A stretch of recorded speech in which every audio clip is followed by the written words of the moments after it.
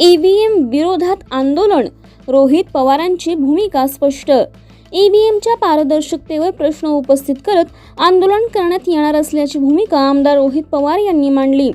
मतदान प्रक्रियेवरील जनतेचा विश्वास कायम राहावा यासाठी ईव्हीएम बाबत सखोल चौकशी आणि आवश्यक सुधारणा करण्याची मागणी त्यांनी केली। या भूमिकेमुळे राजकीय वर्तुळातील चर्चांना उधाण आलेलं आहे।